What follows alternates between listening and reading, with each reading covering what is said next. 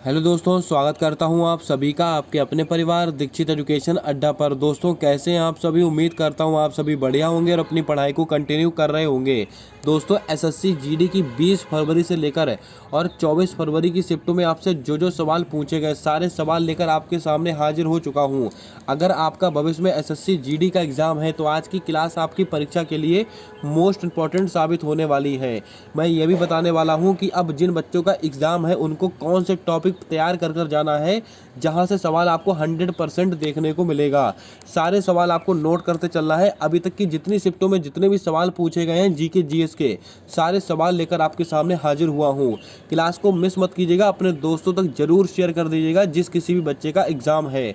हमारा पहला क्वेश्चन पूछा गया है, अनुच्छेद 129 का संबंध किससे है। तो हमने दोस्तों कई बार डिस्कस किया है, सुप्रीम कोर्ट एक अभिलेख न्यायालय होगा। ये बात आर्टिकल नंबर 129 में बोली गई है। अब दोस्तों मैंने आपको कई बार एक बात बताई है, आर्टिकल नंबर 124 में इसमें क्या है, सुप्रीम कोर्ट का उल्लेख इसके अंतर्गत किया गया है। यानी कि सुप्रीम कोर्ट में कितने जज होंगे, उनकी नियुक्ति कैसे होगी, उनका कार्यकाल कितना रहेगा, ये सब बातें लिखी हुई हैं आर्टिकल नंबर 124 में।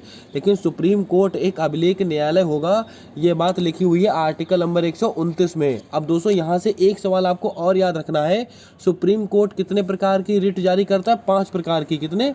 सुप्रीम कोर्ट 5 प्रकार की रिट जारी करता है। और दोस्तों किस अनुच्छेद के तहत करता है, अनुच्छेद 32 के तहत करता है। One of the most important question है आपकी परीक्षा का। आपसे परीक्षा में सवाल पूछा जाएगा, सुप्रीम कोर्ट 5 प्रकार की रिट किस अनुच्छेद के तहत जारी करता है, अनुच्छेद 32। और अनुच्छेद 32 का संबंध किससे है, तो आप सब जानते हैं, संवैधानिक उपचारों का अधिकार, जिसको डॉक्टर भीमराव अंबेडकर ने संविधान की आत्मा कहा है। उम्मीद करता हूँ सारा फैक्ट आप समझ गए होंगे। अगला क्वेश्चन पूछा गया है, यूएसएसआर के संविधान से क्या लिया गया है। वहाँ पर दोस्तों ऑप्शन में कन्फ्यूजन था। यहाँ पर दोस्तों आपको याद रखना है, जो रूस के संविधान से लिया गया है मौलिक कर्तव्य और पंचवर्षीय योजनाएं। अब आपके ऑप्शन में जो भी रहा होगा वो आपका बिल्कुल सही जवाब होगा। अगला क्वेश्चन पूछा गया है, शेफाली वर्मा का संबंध किस खेल से है। तो शेफाली वर्मा का संबंध है क्रिकेट से। तो क्रिकेट आपका बिल्कुल राइट आंसर होगा। चलिए बढ़ते हैं अगले क्वेश्चन की ओर। अगला क्वेश्चन हमसे पूछा गया है, जौहर कप का संबंध किस खेल से है। तो दोस्तों जौहर कप का संबंध है आपका हॉकी। हॉकी आपका बिल्कुल सही जवाब होगा।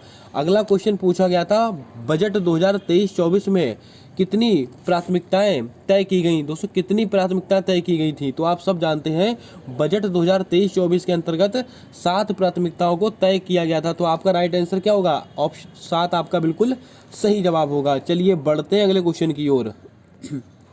2011 की जनगणना के अनुसार सबसे अधिक जनसंख्या किस राज्य की थी। तो आप सब जानते हैं 2011 की जनगणना से सवाल आपकी परीक्षा में आना ही आना है। और सबसे अधिक जनसंख्या किस राज्य की है, उत्तर प्रदेश की जनसंख्या है। उत्तर प्रदेश में कुल कितने जिले हैं, तो आप सब जानते हैं उत्तर प्रदेश में कुल 75 जिले हैं। अब दोस्तों 2011 की जनगणना के अनुसार साक्षरता दर आपसे कई बार पूछी गई है। तो कुल साक्षरता दर अगर आपसे पूछी जाए 74.04% भारत की कुल साक्षरता दर है। अगला क्वेश्चन पूछा गया है हमसे, यक्षगान का संबंध किस राज्य से है। तो आप सब जानते हैं यक्षगान कर्नाटक का बहुत फेमस फेस्टिवल है, इसको भी आप ध्यान में रखिएगा। आइए चलते हैं अगले क्वेश्चन की ओर। अगला सवाल पूछा गया था हमसे, निम्नलिखित में से बांसुरी वादक कौन है। दोस्तों महत्वपूर्ण वादक और उनसे संबंधित वाद्य यंत्र पढ़ के जाइएगा, परीक्षा में सवाल बनेगा ही बनेगा। अब बांसुरी वादक कौन है, दोस्तों ऑप्शन में दिया रहा होगा, लेकिन दोस्तों कौन कौन से नाम आपको ऑप्शन में मिल सकते थे। हरिप्रसाद चौरसिया, यहाँ पर देखिएगा बांसुरी वादक कौन कौन फेमस हैं। हरिप्रसाद चौरसिया बहुत फेमस बांसुरी वादक हैं। राजेंद्र कुलकर्णी और वी कुंजमणि, और दोस्तों कौन है, पन्नालाल घोष। ये 3 से 4 नाम ही आपकी परीक्षा में पूछे जाते हैं। और ये दोस्तों इनका भी नाम आप थोड़ा याद रखिएगा, सिक्कलमाला चंद्रशेखर, हो सकता है परीक्षा में इनका भी नाम आपसे पूछ ले।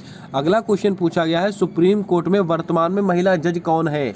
आपके 4 ऑप्शन आपके सामने थे, उन ऑप्शन में इनमें से कोई एक नाम आपका लिखा होगा, वही आपका बिल्कुल राइट आंसर होगा।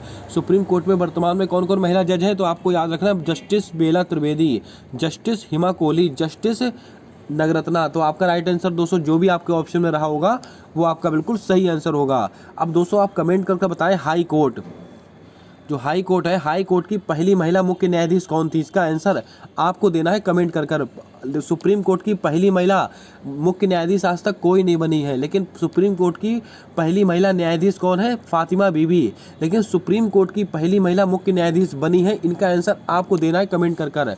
हाई कोर्ट का उल्लेख कौन से आर्टिकल में है? तो आपको मैंने कई बार बताया है, आर्टिकल नंबर 214 में हाई कोर्ट का उल्लेख किया गया है।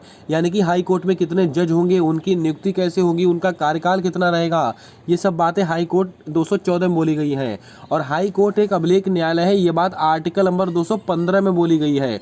और हाई कोर्ट कितने प्रकार की रिट जारी करता है? हाई कोर्ट 6 प्रकार की रिट जारी करके देता है। और किस अनुच्छेद के तहत करता है? अनुच्छेद 226। मैंने आपको सुप्रीम कोर्ट भी नोट करा दिया और हाई कोर्ट भी नोट करा दिया, नोट करते चलिएगा। चलिए बढ़ते हैं अगले क्वेश्चन की ओर। अगला क्वेश्चन पूछा गया था कि मौर्य वंश का अंतिम शासक कौन था? मौर्य वंश का जो अंतिम शासक था वो था बृहदत्त। आपका बिल्कुल सही आंसर होगा। क्या होगा? बृहदत्त आपका बिल्कुल सही जवाब होगा। अगला सवाल पूछा गया है, वर्ष 2011 का वर्ल्ड कप किन किन देशों में आयोजित किया गया था? तो आपको याद रखना है, वर्ष 2011 का जो वर्ल्ड कप था वो दोस्तों आपका भारत, बांग्लादेश और श्रीलंका, इन 3 देशों में आयोजित किया गया था। जो भी आपके ऑप्शन में रहा होगा वो आपका बिल्कुल सही आंसर होगा। आप देख सकते हैं एसएससी किस लेवल के सवाल आपसे पूछ रहा है। अगर दोस्तों क्लास को पहली बार देख रहे हो तो क्लास को लाइक कर देना, चैनल पर पहली बार आए हो तो चैनल को सब्सक्राइब कर बेल वाला आइकन ध्यान से दबा लेना, ताकि आने वाली सारी क्लासेस के अपडेट्स आप तक आसानी से पहुंचते रहें। आइए चलते हैं अगले क्वेश्चन की ओर। आपातकाल के समय कौन से मूल अधिकार निलंबित नहीं होते हैं? ये बात मैंने आपको कई बार बताई है और परीक्षा में हूबहू आपसे सवाल पूछा गया है।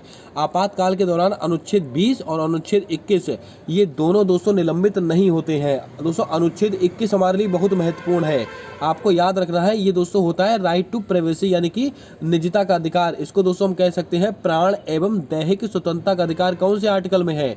Article number 21। लेकिन दोस्तों यहाँ से आर्टिकल नंबर 23 और आर्टिकल नंबर 24 ये दोनों बहुत पूछे जाते हैं आपकी परीक्षा में। और एक आर्टिकल नंबर 29 और आर्टिकल नंबर 30 ये दोनों भी आपको पढ़कर जाना है अपनी परीक्षा में। 100% अगली शिफ्ट में आपको सवाल मिलेगा। अगला क्वेश्चन पूछा गया है, 2011 की जनगणना के अनुसार महिला साक्षरता दर कितनी थी? मैंने अभी आपको बताया साक्षरता दर से सवाल बनता ही बनता है।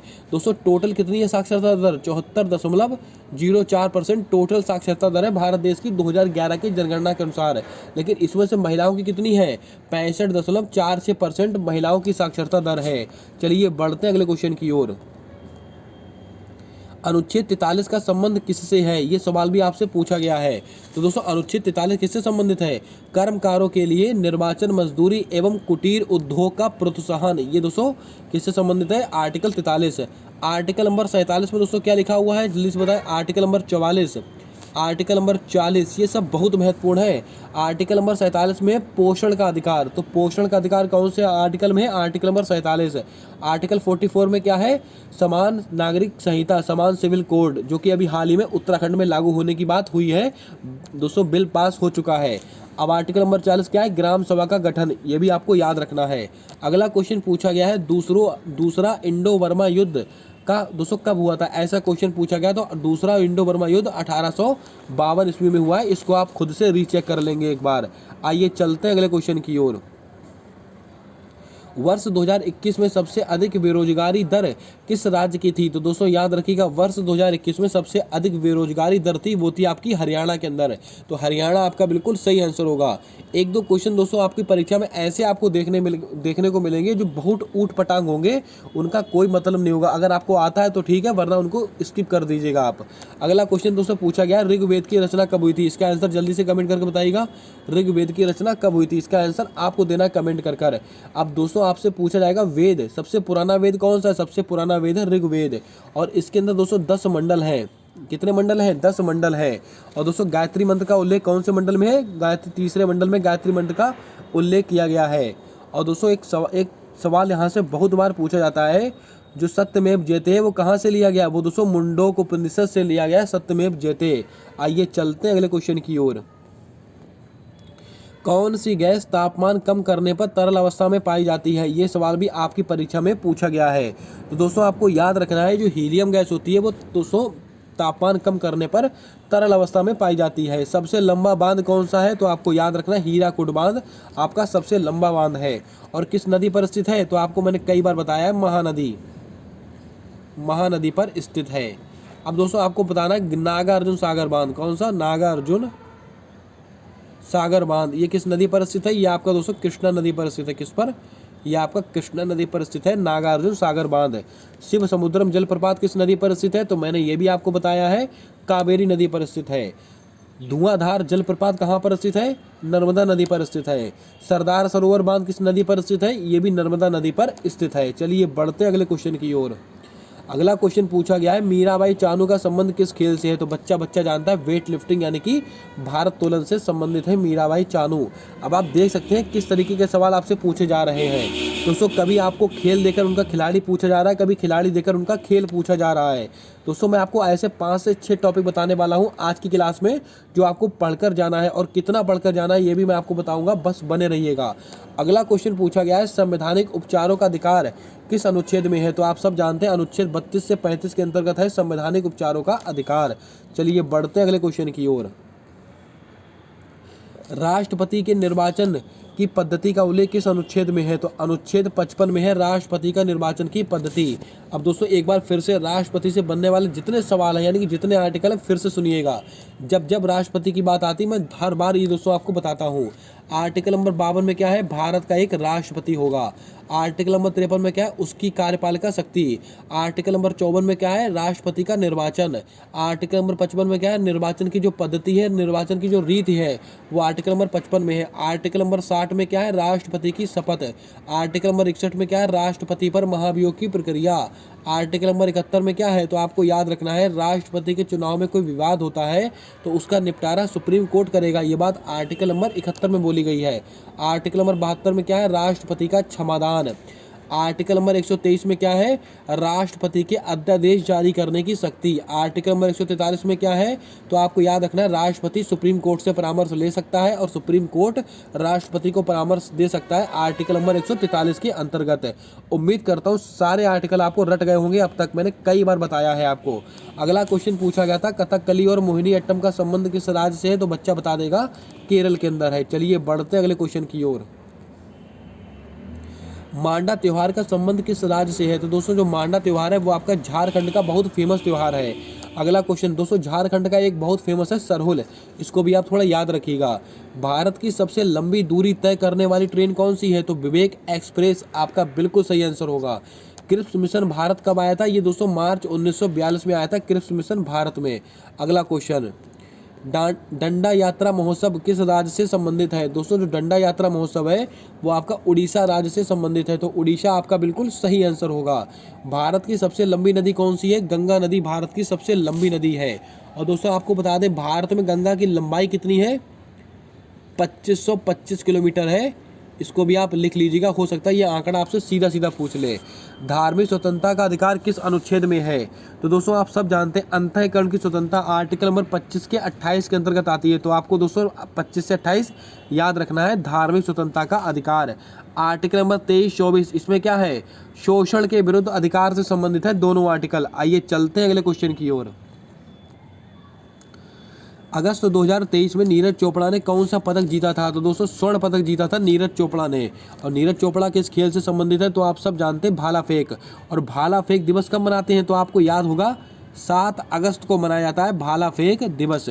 अगला क्वेश्चन पूछा गया है, जन औषधि एक्सप्रेस कब चली थी? तो जन औषधि एक्सप्रेस चली थी मार्च 2023 में। अगला क्वेश्चन पूछा गया है, कुडनकुलम परमाणु संयंत्र कहाँ पर स्थित है? तो ये तमिलनाडु में स्थित है।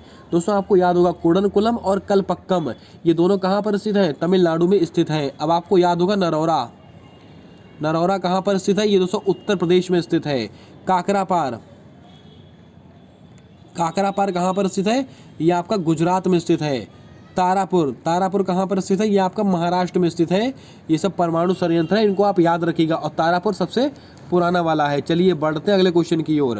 प्रारूप समिति के अध्यक्ष कौन थे? तो प्रारूप समिति की हेड थे डॉक्टर भीमराव अम्बेडकर। और प्रारूप समिति 29 अगस्त 1947 को है। 47 को दोस्तों उसका गठन हुआ था प्रारूप समिति का, तो इसको भी आप थोड़ा याद रखिएगा। अगला क्वेश्चन पूछा गया, नेशनल कंजर्वेशन अथॉरिटी की स्थापना कब की गई थी? वर्ष 2006 में। अगला क्वेश्चन है, भारत रत्न की शुरुआत कब हुई थी? 1954 ईस्वी में हुई है भारत रत्न की शुरुआत है। और दोस्तों एक क्वेश्चन और आपको याद रखना मेजर ध्यानचंद खेल रत्न पुरस्कार, इसकी शुरुआत कब हुई है? 1991-92 में, 1991-92 में हुई है। इसको भी आप थोड़ा याद रखिएगा। अगला सवाल पूछा गया है, हड़प्पा किस नदी के किनारे स्थित है? ये सवाल दोस्तों ऐसा क्वेश्चन है जो जब तक पेपर में आता ही आता है, हड़प्पा से एक ना एक सवाल आपको देखने को मिलता ही है। हड़प्पा किस नदी के किनारे स्थित है? तो आपको याद रखना है, ये दोस्तों आपका रावी नदी के किनारे स्थित है हड़प्पा। रुक्मणी देवी का संबंध किस शास्त्रीय नृत्य से है? तो आप सब जानते हैं तमिल भरतनाट्यम से संबंधित है रुक्मणी देवी। और दोस्तों भरतनाट्यम कहाँ का त्यौहार है? ये कहाँ का दोस्तों शास्त्रीय नृत्य है? तमिलनाडु का। रुक्मणी देवी हो गई, पद्मा सुब्रमण्यम हो गया, मृणालिनी साराभाई हो गई, मल्लिका साराभाई हो गई, यामिनी कृष्णमूर्ति हो गई, ये सब किससे संबंधित है? सबकी सब भरतनाट्यम से संबंधित है। अगला क्वेश्चन, साइमन कमीशन भारत कब आया था? दोस्तों आप सब जानते हैं साइमन कमीशन का गठन हुआ था 1927 में, और ये भारत कब आया था? 3 फरवरी 1928 को आया था। तो आपका राइट आंसर क्या होगा? 3 फरवरी 1928 है। अब दोस्तों कुछ महत्वपूर्ण डेटे मैं आपको ऐसे ही नोट कराता हूँ, आप फिर से दोस्तों याद कर लीजिएगा। 1916 इसमें क्या हुआ था? लखनऊ अधिवेशन हुआ था, और इसी में दोस्तों होम रूल लीग मूवमेंट हुआ था 1916 में। 1917 में क्या हुआ था? तो आपको याद होगा चंपारण सत्याग्रह। 1918 में क्या हुआ था? तो आपको याद होगा खेड़ा आंदोलन। 1919 में क्या हुआ था? तो आपको याद होगा जलियांवाला बाग हत्याकांड 13 अप्रैल 1919। 1922 में क्या हुआ था?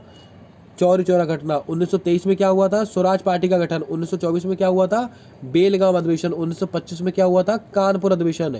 1927 में साइमन कमीशन गठन हुआ, और 28 में भारत आया। उम्मीद करता हूँ सारी डेटें आपने नोट कर ली होंगी। चलिए बढ़ते हैं अगले क्वेश्चन की ओर।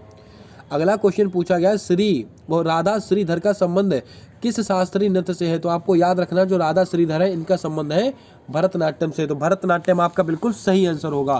पंडित रविशंकर का संबंध किस वाद्य यंत्र से? तो दोस्तों ये सितार वादक से संबंधित है, पंडित रविशंकर। और दोस्तों आपको बता दें पंडित रविशंकर, ये सवाल क्यों महत्वपूर्ण है? क्योंकि दोस्तों एकमात्र भारतीय हैं जिनको ग्रैमी अवार्ड द्वारा सम्मानित किया गया है।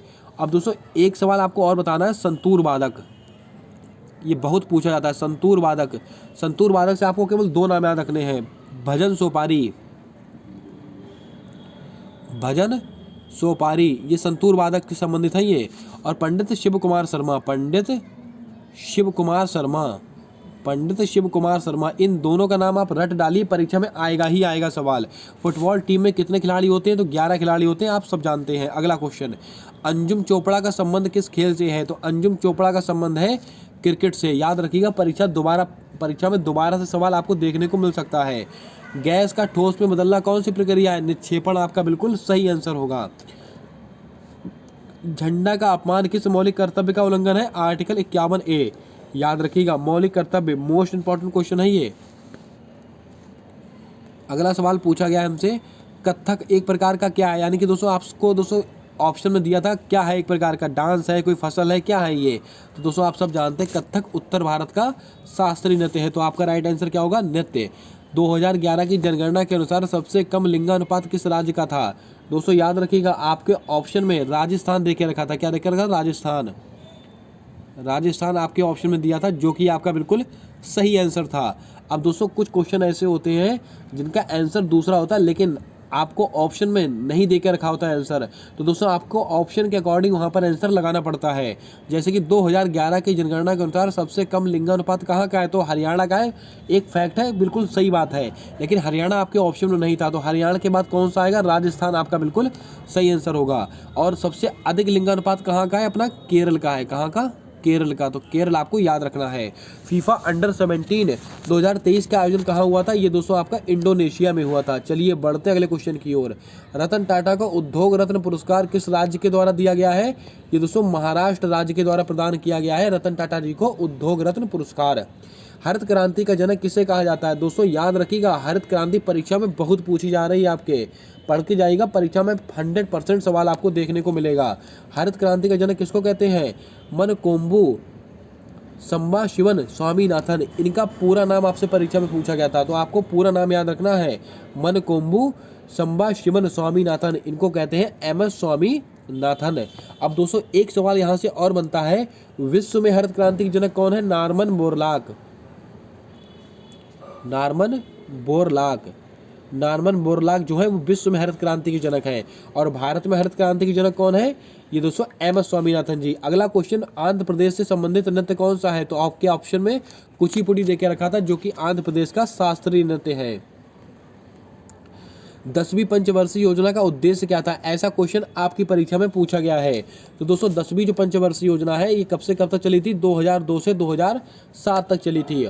और इसका उद्देश्य क्या था? देश में गरीबी और बेरोजगारी को समाप्त करना तथा 10 वर्षों में प्रति व्यक्ति आय को दुगना करना। तो याद रखिएगा, आपसे सवाल पूछेगा कि किस पंचवर्षीय योजना के अंतर्गत 10 वर्षों में प्रति व्यक्ति आय को दुगना करने का लक्ष्य रखा गया है? तो आप आंसर देंगे 10वीं पंचवर्षीय योजना, वर्ष 2002 से 2007 तक चली थी।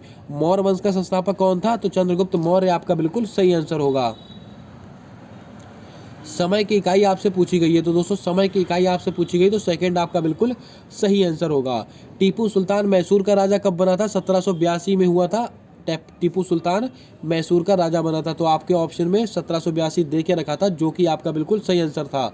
अगला क्वेश्चन है, राज्यसभा में अधिकतम निर्वाचित सदस्य कितने होते हैं? 238 है। राज्यसभा में अधिकतम 250 सदस्य हो सकते हैं, जिसमें से 238 होते हैं निर्वाचित, और जो 12 होते हैं वो होते हैं दोस्तों मनोनीत। और कौन इनको मनोनीत करता है? राष्ट्रपति के द्वारा मनोनीत किए जाते हैं। अब दोस्तों एक दो सवाल आपको और बताता हूं, जैसे कि राज्यसभा का मेंबर बनने के लिए आपको अधिकतम आयु कितनी होनी चाहिए? 30 वर्ष। आपकी न्यूनतम आयु 30 वर्ष होनी चाहिए। अब दोस्तों आपको याद होगा, उपराष्ट्रपति राज्यसभा का पदेन सभापति होगा। ये बात आर्टिकल नंबर 64 में बोली गई है, और उपराष्ट्रपति का उल्लेख है आर्टिकल नंबर 63 में। इन दोनों को आप याद रखिएगा, हो सकता है परीक्षा में सवाल पूछा जाए। अगला क्वेश्चन है, टेबल टेनिस में जीरो स्कोर को क्या कहते हैं? तो टेबल टेनिस में जो जीरो स्कोर है उसको कहते हैं लव। तो याद रखिएगा, जो महत्वपूर्ण खेल है उनकी शब्दावली भी आपकी परीक्षा में पूछी जा रही है, जो आपको पढ़कर जानी है। मौलिक कर्तव्य का उल्लेख कौन से अनुच्छेद में है? ये सवाल बार बार आपसे पूछा जा रहा है। अनुच्छेद 51A में मौलिक कर्तव्यों का उल्लेख है। और संविधान संशोधन कौन सा था? 42वां कॉन्स्टिट्यूशन अमेंडमेंट कब का है? 1976 का है। कितने मौलिक कर्तव्य जोड़े गए थे? 10 मौलिक कर्तव्य जोड़े गए थे। ये तो मैं आपको कई बार बता चुका हूँ। अब आपको बताना है जो 11वां मौलिक कर्तव्य है वो कब जोड़ा गया? 11वां मौलिक कर्तव्य जोड़ा गया था 86वां कॉन्स्टिट्यूशन अमेंडमेंट के द्वारा, यानी कि 86वें संविधान संशोधन के द्वारा, जो कि 2002 में हुआ था। कब हुआ था? 2002 में हुआ था। इसके द्वारा 11वां मौलिक कर्तव्य जोड़ा गया था, जो कि शिक्षा से संबंधित अधिकार है। 6 से 14 वर्ष के बच्चों के लिए निःशुल्क शिक्षा का अधिकार है। अगला क्वेश्चन है, 2011 की जनगणना के अनुसार महिला साक्षरता दर कितनी है? 65.46%। आप देख सकते हैं अब तक जनगणना से दोस्तों 4 से 5 सवाल आ चुके हैं 2 से 3 शिफ्टों में। अगला क्वेश्चन, सैयद मुश्ताक अली ट्रॉफी 2023 का विजेता कौन बना था? तो आप सब जानते हैं सैयद मुश्ताक अली ट्रॉफी 2023 इसका विजेता बना था पंजाब। तो पंजाब आपका बिल्कुल सही आंसर होगा। भारत के वर्तमान में CCI कौन है? रवनीत कौर। याद रखिएगा दोस्तों, जो नई नियुक्तियां हुई हैं अभी हाल ही में पिछले 6 महीनों में, पढ़ के जाएगा, 100% सवाल आपको देखने को मिलेगा। रंगास्वामी कप का संबंध किस खेल से? यह हॉकी का बहुत फेमस कप है रंगास्वामी कप। तो इसको भी आप ध्यान में रखिएगा। आइए चलते हैं अगले क्वेश्चन की ओर। पंडित बिरजू महाराज किस घराने से संबंधित है? तो दोस्तों पंडित बिरजू महाराज है वो लखनऊ घराने से संबंधित है, और कथक डांस से संबंधित है। इसको भी आप थोड़ा याद रखिएगा। पंडित बिरजू महाराज हो गए, लक्षू महाराज हो गए, और आपका दोस्तों कौन, सितारा देवी हो गई। ये सब किससे संबंधित है? सबके सब ये कथक से संबंधित है। एशियन गेम्स 2023 का आयोजन कहाँ हुआ? तो आप सब जानते हैं होंगजाऊ चीन में हुआ था एशियन गेम्स का आयोजन। महात्मा ज्योतिबा फुले ने किस समाज की स्थापना की थी? सत्य शोधक समाज की स्थापना की थी महात्मा ज्योतिबा फुले ने। अब आपसे पूछ ले कब की थी? तो 1875 ईस्वी में की थी। और कहाँ का समाज है ये? महाराष्ट्र का। ये सवाल UPSC में पूछा गया था कि सत्य शोधक समाज कहाँ का समाज है? ये महाराष्ट्र का समाज है, याद रखिएगा। और इनकी एक बहुत फेमस पुस्तक है गुलामगिरी। अगर आपसे पूछे गुलामगिरी किसकी पुस्तक है? ये दोस्तों महात्मा ज्योतिबा फुले की बहुत फेमस पुस्तक है। दोस्तों अब आपको मैं बताने वाला हूँ बहुत महत्वपूर्ण जानकारी। अब दोस्तों आपको कौन कौन से ऐसे टॉपिक हैं जो परीक्षा में पढ़कर जाने हैं, जिससे कि दोस्तों आपको बहुत बेनिफिट मिलने वाला है। दोस्तों मैं आपको बता दूं, नंबर 1 आप जनगणना पढ़ के जाइएगा, नंबर 2 पंचवर्षीय योजनाएं पढ़ के जाइएगा, नंबर 3 जो 6 महीने में खेल से संबंधित करंट अफेयर है उसको पढ़ के जाइएगा। और दोस्तों आपको क्या पढ़ना है? 2011 की जनगणना हो गई, पंचवर्षीय योजना हो गई, ये पढ़ के जाना है। और दोस्तों शास्त्रीय नृत्य, महत्वपूर्ण वाद्य यंत्र, इनसे संबंधित टॉपिक आपको पढ़ के जाना है। और खेल की महत्वपूर्ण शब्दावलियाँ ये भी आपको देख कर जानी है। और दोस्तों मैं आपको बता दूं, अब आपकी आने वाली शिफ्टों में आपसे सवाल कैसे पूछे जाएंगे। तो दोस्तों सीधी सी बात है, जो स्टार्टिंग में सवाल पूछे जाते हैं उनका लेवल थोड़ा ठीक होता है, और जैसे जैसे शिफ्टें आगे बढ़ते जाती है आपका टॉपिक सेम रहेगा, टॉपिक यही रहेगा, टॉपिक चेंज नहीं होगा। इन्हीं 5-6 टॉपिक में से सवाल पूछे जाएंगे जो आपसे पूछे जा रहे थे, लेकिन अब आपको थोड़ा सा डीप पढ़ कर जाना पड़ेगा, क्योंकि अब थोड़ा डीप जाने वाला है एसएससी का लेवल आने वाली शिफ्टों में। इस बात को आप याद रखिएगा। आइए चलते हैं अगले क्वेश्चन की ओर। अगला क्वेश्चन पूछा गया, डॉक्टर भीमराव अम्बेडकर किस मुख्यमंत्री को मिला था। डॉक्टर भीमराव अम्बेडकर पुरस्कार किस मुख्यमंत्री को मिला है। तो आपको याद रखना है, ये दोस्तों उत्तर प्रदेश के मुख्यमंत्री हैं योगी आदित्यनाथ जी, इनको मिला है डॉक्टर भीमराव अम्बेडकर पुरस्कार। एमएस सुब्बालक्ष्मी को भारत रत्न कब मिला था। 1998 मिला था, इसको भी आप याद रखिएगा। लता मंगेशकर को भारत रत्न कब मिला था। वर्ष 2001 में मिला है। पंडित रविशंकर को 1999 में मिला है। इन सब बातों को आप थोड़ा याद रखिएगा, हो सकता है सवाल पूछ ले। भारतीय उपमहाद्वीप में बोली जाने वाली भाषाएं कौन सी हैं। अब दोस्तों भारतीय उपमहाद्वीप में बोली जाने भाषाएं कौन सी। हिंदी हो गई, बंगाली हो गई, तेलुगु हो गई, मराठी हो गई, तमिल, उर्दू, गुजराती, पंजाबी। अगर इनमें से कोई सा भी ऑप्शन में आपके था तो वही आपका बिल्कुल सही आंसर होगा। नेक्स्ट क्वेश्चन, हाई कोर्ट के न्यायाधीशों को हटाने की प्रक्रिया कैसी होती है। ये दोस्तों आपकी कैसी होती है, कठोर प्रक्रिया होती है। सवाल पूछा गया आपकी परीक्षा में। 2011 की जनगणना के अनुसार सबसे अधिक महिला साक्षरता दर कहाँ की थी। तो दोस्तों जाहिर सी बात है केरल की होगी, क्योंकि दोस्तों केरल की साक्षरता दर सबसे अधिक थी। तो आपका राइट आंसर क्या होगा, केरल आपका बिल्कुल सही आंसर होगा। और सबसे कम साक्षरता दर कहाँ की है, तो आप सब जानते हैं बिहार की है। पन्नालाल घोष का संबंध किस वाद्य यंत्र से है। तो दोस्तों ये बांसुरी वादक है। कौन है, ये दोस्तों आपके बांसुरी वादक है पन्नालाल घोष। बोनालू उत्सव हम दोस्तों कहाँ पर मनाते हैं। ये दोस्तों हम तेलंगाना में सेलिब्रेट करते हैं बोनालू फेस्टिवल।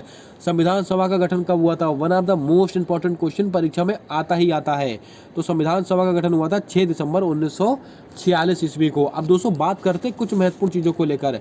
संविधान सभा की पहली बैठक कब हुई थी। 9 दिसंबर 1946। सवाल नंबर 1 आपसे पूछेगा संविधान सभा की पहली बैठक कब हुई थी। 9 दिसंबर 1946 को।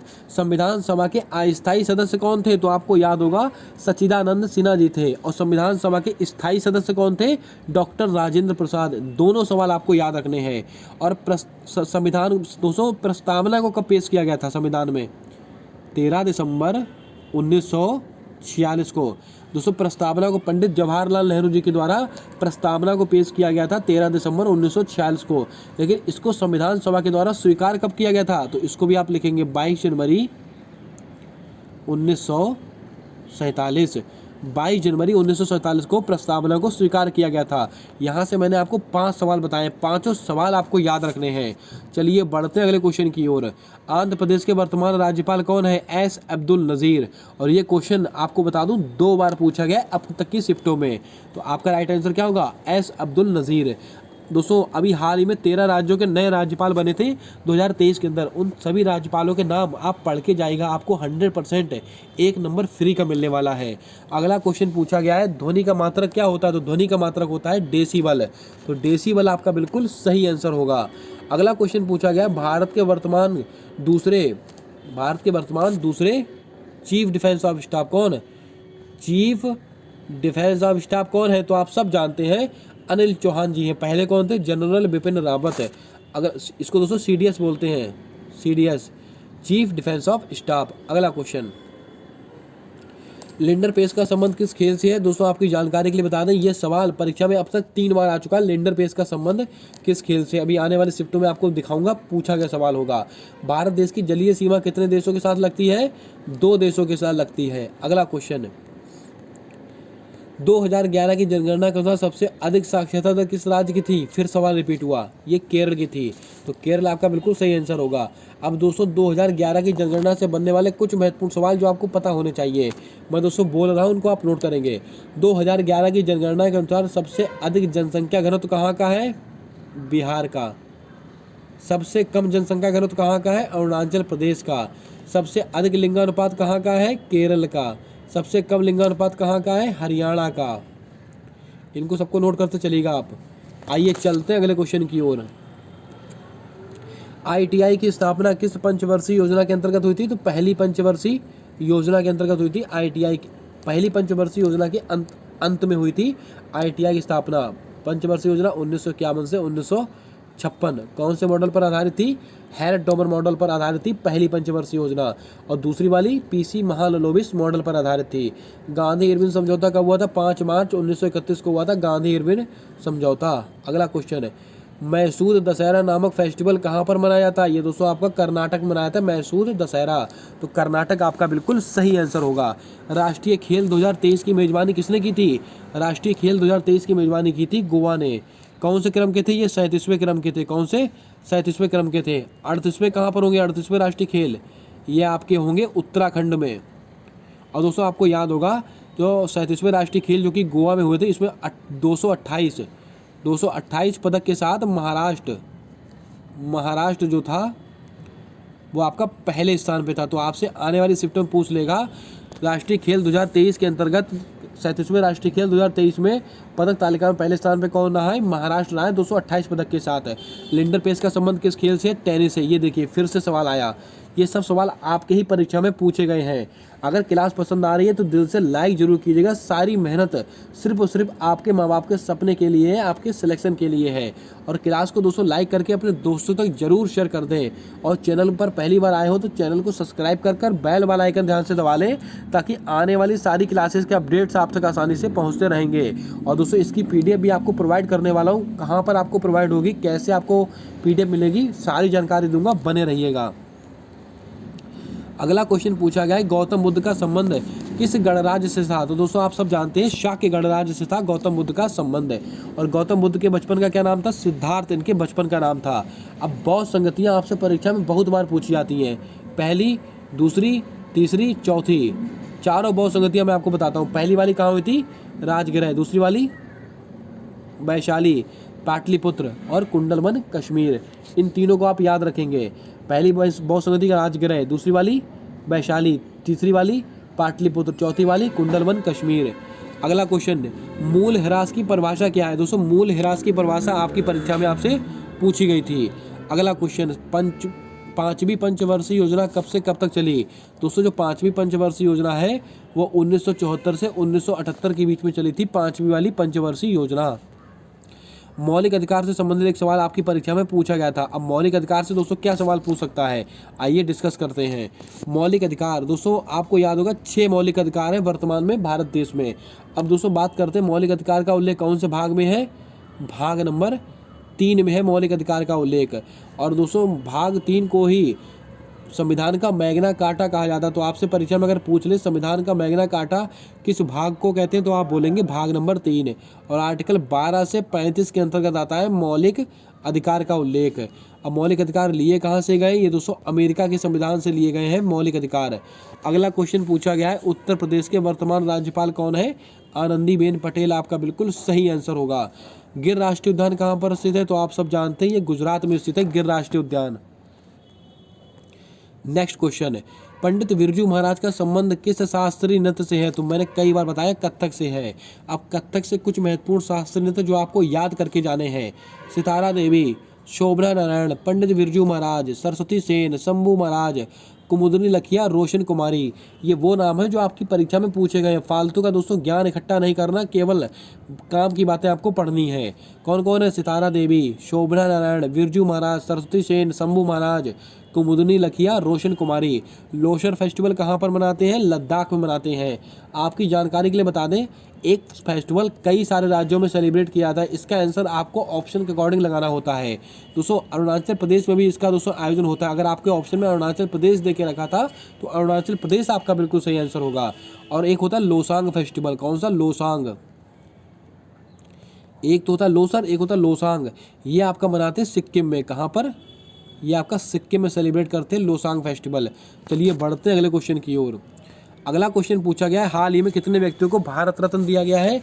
तो आप सब जानते हैं 5 व्यक्तियों को भारत रत्न के द्वारा सम्मानित किया गया है। और भारत रत्न की शुरुआत 1954 में हुई थी। अगला क्वेश्चन है, लोक नियोजन के विषय में अवसर की समानता आर्टिकल नंबर 16 में है, आप सब जानते हैं। आर्टिकल नंबर 14 में क्या है? विधि के समक्ष समता का अधिकार। आर्टिकल नंबर 15 में क्या है? किसी भी व्यक्ति से धर्म, जाति, लिंग के आधार पर भेदभाव नहीं होगा। आर्टिकल नंबर 16 यहाँ पर लिखा हुआ है सरकारी यानी लोक नियोजन में अवसर की समानता। आर्टिकल नंबर 17 में क्या है तो आपको याद होगा छुआछूत का अंत यानी कि अस्पृश्यता का अंत। आर्टिकल नंबर 18 में क्या है उपाधियों का अंत। चलिए बढ़ते हैं अगले क्वेश्चन की ओर। अर्जुन पुरस्कार से संबंधित सवाल आपसे पूछ लिया गया था, तो अर्जुन पुरस्कार से बनने वाले कुछ महत्वपूर्ण सवाल। अर्जुन पुरस्कार की शुरुआत कब हुई थी? 1961 में हुई थी। और अर्जुन पुरस्कार कितने खिलाड़ी को दिया गया? अभी हाल ही में 26 खिलाड़ियों को दिया गया है। और अर्जुन पुरस्कार दोस्तों आपको याद होगा मोहम्मद शमी बहुत ज़बरदस्त बॉलर है, इनको दिया गया है अर्जुन पुरस्कार।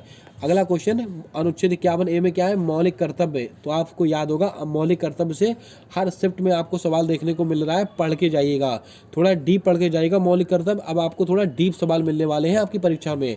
अनुच्छेद 43 आपसे पूछा गया था कर्मकारों के लिए निर्वाचन, मजदूरी एवं कुटीर उद्योग का प्रोत्साहन। दोबारा से सवाल रिपीट हुआ है। अगला क्वेश्चन वित्त आयोग का उल्लेख किस अनुच्छेद में है? दोस्तों जो वित्त आयोग है इसका उल्लेख किया गया है आर्टिकल नंबर 280 में। तो आर्टिकल 280 आपका बिल्कुल सही जवाब होगा। भारत कला भवन कहाँ पर स्थित है? ये बाबा विश्वनाथ की नगरी वाराणसी में स्थित है। मेजर ध्यानचंद खेल रत्न पुरस्कार 2023 किसे प्राप्त हुआ था? सात्विक साईराज, रिंकी रेड्डी और चिराग शेट्टी को मिला है मेजर ध्यानचंद खेल रत्न पुरस्कार। कितनी राशि दी जाती है? 25 लाख रुपए प्रदान किए जाते हैं इस 200 प्राइज के तौर पर। अगला क्वेश्चन राष्ट्रपति की शपथ का उल्लेख कौन से आर्टिकल में है? आर्टिकल नंबर 60 में है राष्ट्रपति की शपथ। और राष्ट्रपति से बनने वाले सवाल सारे मैंने आपको नोट करा दिए हैं। लावणी कहाँ का है? महाराष्ट्र का। लावणी हो गया, तमाशा हो गया, ये सब कहाँ के हैं? महाराष्ट्र के। एक है दोस्तों काला घोड़ा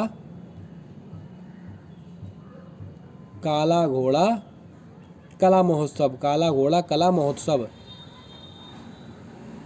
ये कहाँ का है? ये भी आपका महाराष्ट्र का ही बहुत फेमस फेस्टिवल है। फीफा वर्ल्ड कप 2023 का विजेता कौन बना था? अर्जेंटीना बना था फ्रांस को हराकर। अगला क्वेश्चन मौर्य वंश की राजधानी कौन सी थी? तो आपको याद होगा मौर्य वंश की जो राजधानी थी वो थी आपका पाटलिपुत्र। तो पाटलिपुत्र आपका बिल्कुल सही जवाब होगा। किस आपातकाल के दौरान मौलिक अधिकार को निलंबित किया जा सकता है? बहुत अच्छा सवाल। राष्ट्रीय आपातकाल के दौरान। अब दोस्तों आपको याद होगा आपातकाल कितने प्रकार के होते हैं? आपातकाल होते हैं 3 प्रकार के। एक होता है आपका राष्ट्रीय आपात आर्टिकल 352, राष्ट्रपति शासन आर्टिकल 356, आर्टिकल 360 वित्तीय आपात।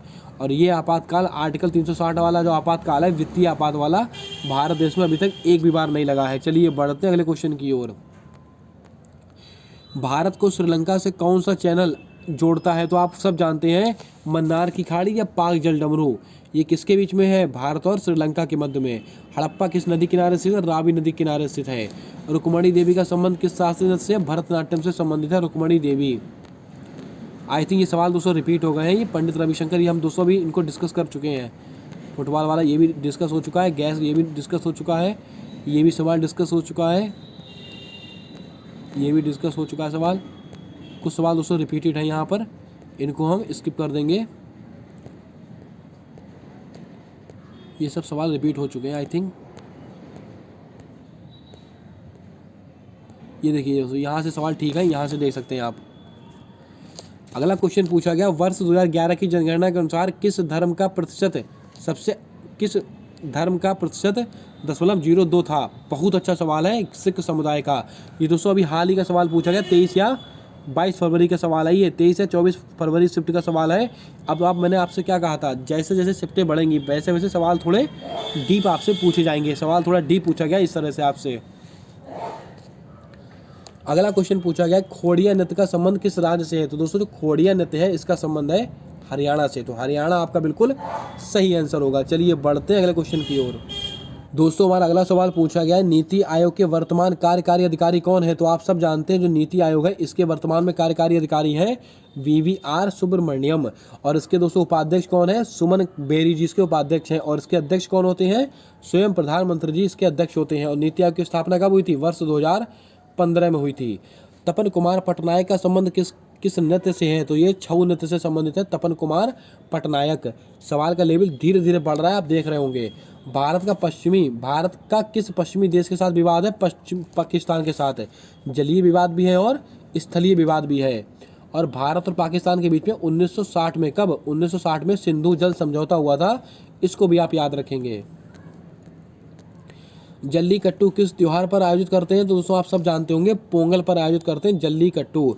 अब दोस्तों एक सवाल आपको याद होगा, मकर संक्रांति को माघ साझी किस राज्य में कहते हैं? हिमाचल प्रदेश में। याद रखिएगा, जो मकर संक्रांति होती है इसको दोस्तों माघ साझी किस राज्य में कहते हैं? हिमाचल प्रदेश में। पंजाब में दोस्तों लोहड़ी कहते हैं, और दोस्तों आपका उत्तर भारत उत्तर प्रदेश साइड में इसको दोस्तों खिचड़ी मेला कहते हैं।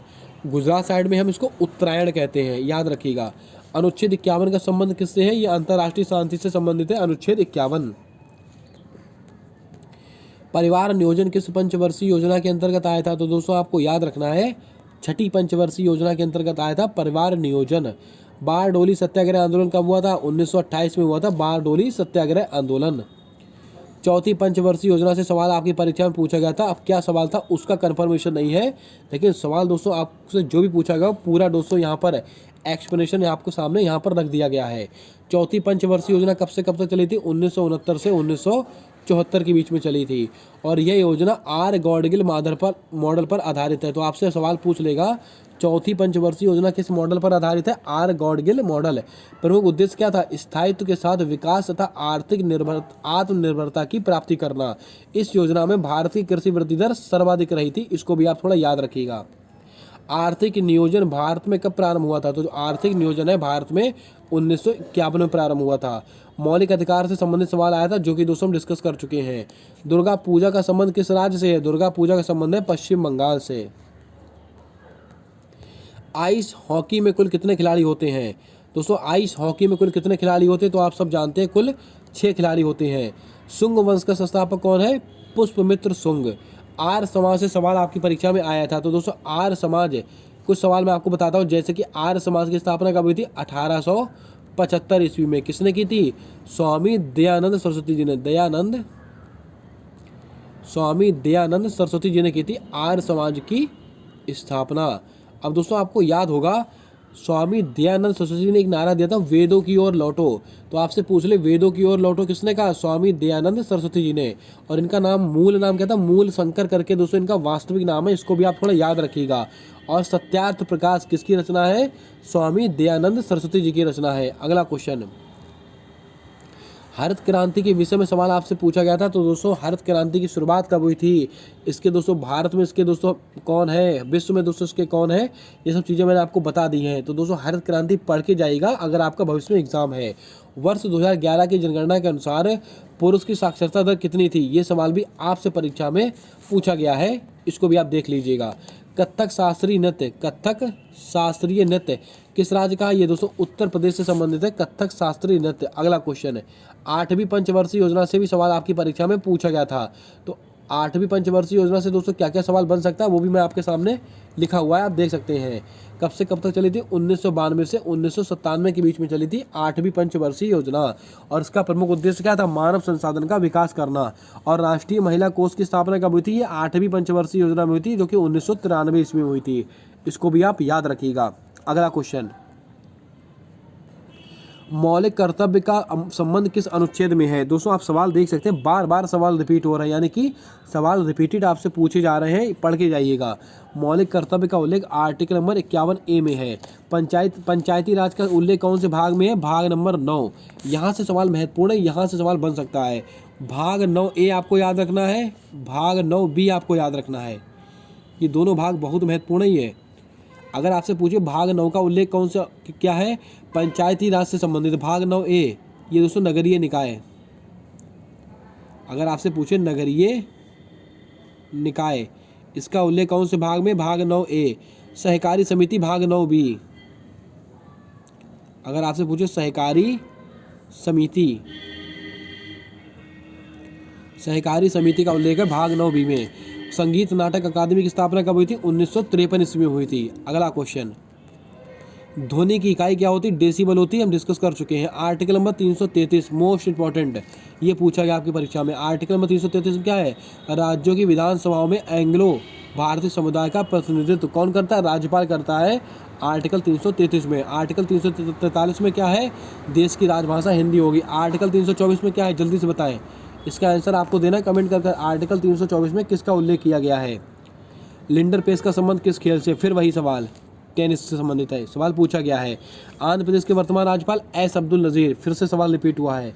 ये सवाल दोस्तों यहाँ पर डबल नहीं लगाया गया, ये सवाल रिपीट हुए हैं आपकी परीक्षा में, आपको दोस्तों बताने के लिए। अब दोस्तों ये 156 सवाल थे जो दोस्तों हमको मिले थे और बिल्कुल ऑथेंटिक सवाल है जो आपकी परीक्षा में आपसे पूछे गए हैं। ये दोस्तों 20 फरवरी से लेकर और जो 24 फरवरी तक परीक्षा हुई है उसमें दोस्तों जो जीके जीएस के सवाल पूछे गए सारे मैंने आपको करा दिए। अब दोस्तों कुछ महत्वपूर्ण जानकारी जो आपको पता होनी चाहिए अगर आपका एग्जाम है भविष्य में। दोस्तों मैं आपको कई बार बता चुका हूँ, टॉपिक चेंज नहीं होने वाला है, टॉपिक सेम रहेगा। जनगणना, पंचवर्षीय योजनाएं, हरित क्रांति और दोस्तों आपका शास्त्रीय नृत्य, महत्वपूर्ण वाद्य यंत्र और आपका दोस्तों जो भी हिस्ट्री का पोर्शन है, पॉलिटी का पोर्शन है, मौलिक कर्तव्य, डीपीएसपी, यहाँ से सवाल बनेगा ही बनेगा। लेकिन सवाल टॉपिक सेम रहेगा लेकिन थोड़ा डीप आपसे सवाल पूछे जाएंगे। अब तो आपको दोस्तों टॉपिक सेम रहेगा लेकिन उन टॉपिक को थोड़ा डीप पढ़कर जाना है अगर आपका भविष्य में एग्जाम है। दोस्तों एक नंबर मैं आपको नोट कर रहा हूँ, उस नंबर को आप नोट करेंगे 70 78 142 717। ये हमारा व्हाट्सएप बिजनेस अकाउंट नंबर है। अगर आपका भविष्य में एग्ज़ाम है तो दोस्तों इस नंबर पर आप क्वेश्चन हमको शेयर कर सकते हैं ताकि दोस्तों आने वाली शिफ्टों में जिन बच्चों का एग्ज़ाम है उनकी हेल्प हो सके।